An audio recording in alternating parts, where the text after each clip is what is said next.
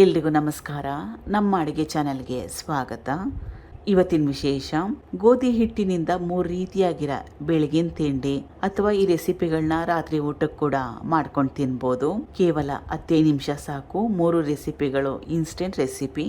ಮೊದಲನೇ ಸ್ಟೆಪ್ಪಲ್ಲಿ ದೊಡ್ಡದಾಗಿರೋದೊಂದು ಬೌಲ್ ತಗೊಳ್ಳಿ, ಹಿಟ್ಟನ್ನ ಕಲಿಸ್ಕೋಬೇಕು. ಅದಕ್ಕೋಸ್ಕರ ಇದು ಗೋಧಿ ಹಿಟ್ಟು 1 ಬಟ್ಲಷ್ಟು ಅಥವಾ ಅರ್ಧ ಕೆಜಿಯಷ್ಟು. ಹೇಳಿರೋ ಅಳತೆಯಲ್ಲಿ ಮಾಡಿಕೊಂಡ್ರೆ ಸುಮಾರು ಒಂದು 4 ಜನಕ್ಕೆ ಈ ರೆಸಿಪಿ ಸಾಕಾಗುತ್ತೆ.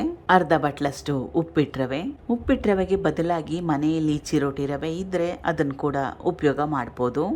ಅರ್ಧ ಬಟ್ಲಷ್ಟು ಗಟ್ಟಿಯಾಗಿರೋ ಮೊಸರು, ರುಚಿಗೆ ತಕ್ಕಷ್ಟು ಉಪ್ಪು, ಸ್ವಲ್ಪ ಸಕ್ಕರೆ.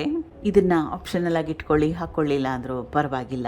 ಸ್ವಲ್ಪ ಸಕ್ಕರೆ ಹಾಕೊಂಡು ಹಿಟ್ಟನ್ನ ಕಲಿಸ್ಕೊಳ್ಳೋದ್ರಿಂದ ದೋಸೆ ಮಾಡ್ಕೊಂಡ್ರೆ ದೋಸೆಗೆ ಒಳ್ಳೆ ಬಣ್ಣ ಬರುತ್ತೆ. ಆಮೇಲೆ ಹಿಟ್ಟು ಸಪ್ಪೆ ಕೂಡ ಇರೋದಿಲ್ಲ. ಆದರೆ ನಿಮ್ಗೆ ಇಷ್ಟ ಇಲ್ಲ ಅಂದರೆ ಹಾಕೊಳ್ಳಿಲ್ಲ ಅಂದ್ರೂ ಪರವಾಗಿಲ್ಲ. ಈಗ ನೀರನ್ನ ಹಾಕ್ಕೊಂಡು ಹಿಟ್ಟನ್ನ ಕಲಿಸ್ಕೊಳ್ತಾ ಇದ್ದೀನಿ.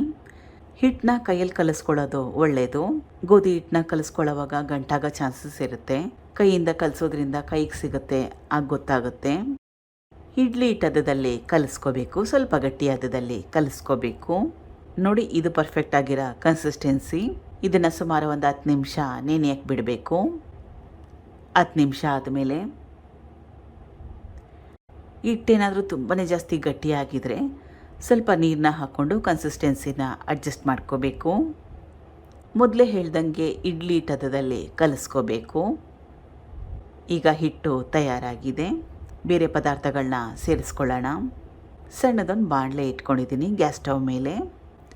ಸ್ವಲ್ಪ ಎಣ್ಣೆ, ಕಡಲೆಬೇಳೆ 1 ಚಮಚದಷ್ಟು, ಸಾಸಿವೆ ಚಿಟಪಟ ಅಂದ ನಂತರ ಕಡಲೆಬೇಳೆ ಕೆಂಪಾಗಲಿ, ಹಸಿರುಮೆಣಸಿನಕಾಯಿ, ಕರಿಬೇವಿನ ಸೊಪ್ಪು, ಒಗ್ಗರಣೆನ ಹಿಟ್ಟಿಗೆ ಸೇರಿಸ್ಕೊಳ್ತಾ ಇದ್ದೀನಿ. ಸಣ್ಣದಾಗಿ ಕಟ್ ಮಾಡಿ ಇಟ್ಕೊಂಡಿರೋ ಈರುಳ್ಳಿ ಮತ್ತು ಕೊತ್ತಂಬರಿ ಸೊಪ್ಪು. ಇದ್ರ ಜೊತೆಗೆ ನಿಮ್ಗೆ ಇಷ್ಟ ಇದ್ದರೆ ಹಸಿ ಬಟಾಣಿ, ಕ್ಯಾರೆಟ್ ತುರಿನ ಕೂಡ ಸೇರಿಸ್ಕೋಬೋದು. ಒಗ್ಗರಣೆಗೆ ಗೋಡಂಬಿನ ಕೂಡ ಸೇರಿಸ್ಕೋಬೋದು. ಈ ಪದಾರ್ಥಗಳನ್ನ ಹಾಕಿದ್ಮೇಲೆ ಚೆನ್ನಾಗಿ ಕಲಿಸ್ಕೋಬೇಕು. ಮೊದಲೇ ಹೇಳ್ದಂಗೆ ಇದು ಇನ್ಸ್ಟೆಂಟ್ ರೆಸಿಪಿ. ಅದಕ್ಕೋಸ್ಕರ ಈನೋ ಪೌಡರ್ನ ಸೇರಿಸ್ಕೊಳ್ತಾ ಇದ್ದೀನಿ, ಸಣ್ಣ ಚಮಚದಲ್ಲಿ 1 ಚಮಚದಷ್ಟು. ಇದಕ್ಕೆ ಬದಲಾಗಿ ಮನೆಯಲ್ಲಿ ಅಡುಗೆ ಸೋಡಾ ಇದ್ದರೆ ಅದನ್ನು ಕೂಡ ಸೇರಿಸ್ಕೋಬೋದು. ಅಥವಾ ನಿಮಗೆ ಈ ಪದಾರ್ಥಗಳು ಹಾಕ್ಲಿಕ್ಕೆ ಇಷ್ಟ ಇಲ್ಲವೇ ಇಲ್ಲ ಅಂದರೆ ಹಿಟ್ಟನ್ನ ರಾತ್ರಿ ಕಲಸಿಟ್ಟು ಬೆಳಗ್ಗೆ ಮಾಡ್ಕೊಳ್ಳಿ. ಈನೋ ಪೌಡರ್ ಅಥವಾ ಅಡುಗೆ ಸೋಡಾ ಹಾಕೊಳ್ಳೋ ಅವಶ್ಯಕತೆ ಇಲ್ಲ. ಕೇವಲ ತಕ್ಷಣ ಮಾಡ್ಕೋಬೇಕನ್ನಂಗಿದ್ರೆ ಮಾತ್ರ ಈನೋ ಪೌಡರ್ ಅಥವಾ ಅಡುಗೆ ಸೋಡಾನ ಉಪಯೋಗ ಮಾಡಬೇಕು. ಮೊದಲೇ ಹೇಳಿದಾಗೆ ಇಷ್ಟ ಇಲ್ಲ ಅಂದರೆ ಖಂಡಿತವಾಗ್ಲೂ ಉಪಯೋಗ ಮಾಡಲೇಬೇಡಿ.